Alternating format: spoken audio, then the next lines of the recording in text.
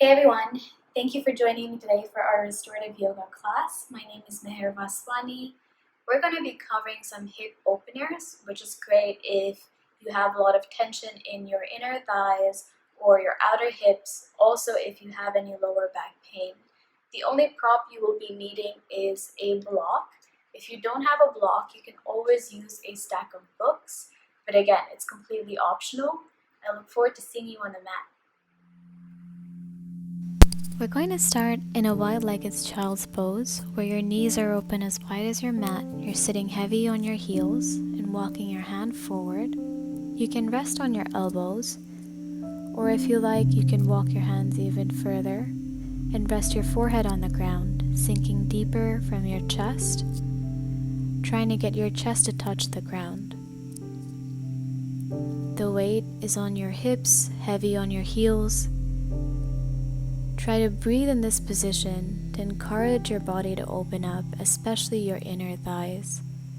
Take a moment to observe where you are storing the tension in your body and try to breathe through them.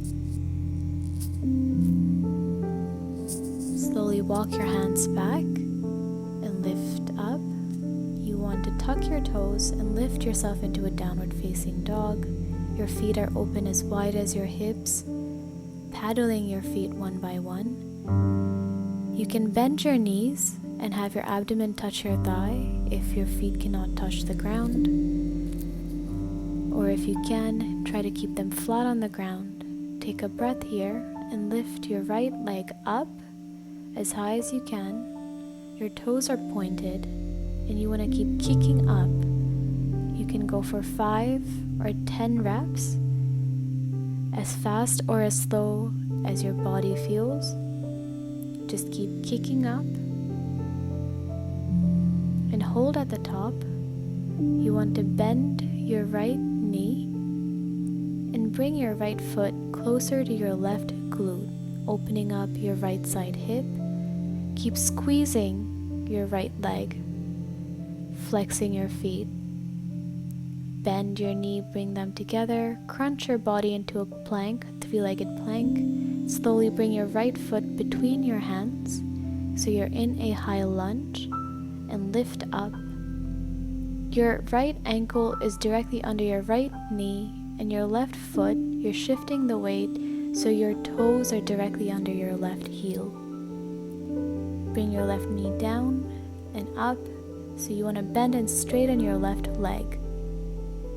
Keeping your shoulders stacked above your hips, just straightening and bending your left leg for 5 or 10 pulses. And then you can bounce over here, pulsing up and down, trying to sink deeper from the hips.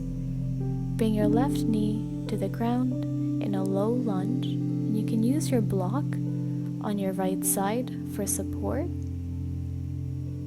You want to keep sinking deeper from the hips, pushing your hips forward and down. You can use your hands on the back of your hips to push your hips towards those directions.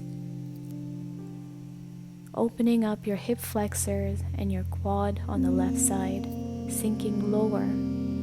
Lift your left foot up slowly and squeeze, trying to bring your left foot closer towards your left glute. You can use your left hand to pull your left foot closer towards your left glute. Exhale, bring it out, and then inhale, bring it in.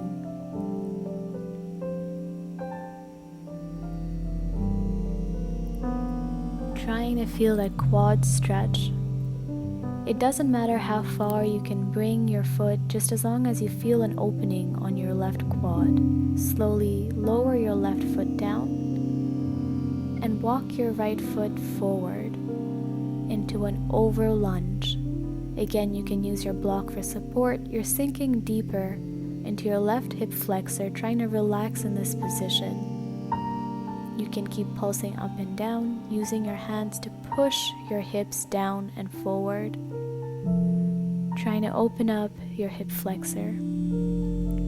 Now you want to have your left knee directly under your left hip and straighten your right leg. almost as if you're making a crease in the mat as you pull your right foot into its right hip socket. You can use the block for support, keeping your right foot flexed at all times. You're not rounding your back, you're hinging from your hips. You can make circles with your ankles, one way and then another. Fold forward as you exhale, trying to get your abdomen to touch your thigh. If you like, you can bend your right knee and keep straightening and going deeper as you straighten. You can move dynamically, or you can hold a pose here, avoiding rounding your back as you fold forward into your leg. We're going to move into a lizard position. Your right foot is towards the right side of your mat, and both your hands are on the inside of your right foot.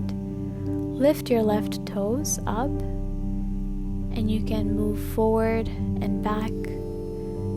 You can move in circles in one direction and then the other, trying to bring your left hip closer to the ground. You can be on your forearms if this is comfortable for you. Bring your left knee towards the ground and hold here. You can either be on your forearms or your hands, or even a few blocks for support. Peel your right foot off the mat and push your right knee away with your right hand into a twist. Look over your right shoulder at your left foot.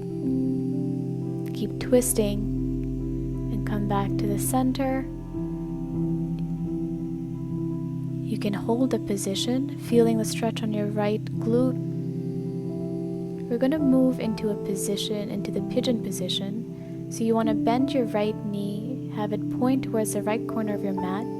You can use a block to support you and place it under your right glute, bringing your left foot closer towards your left hip.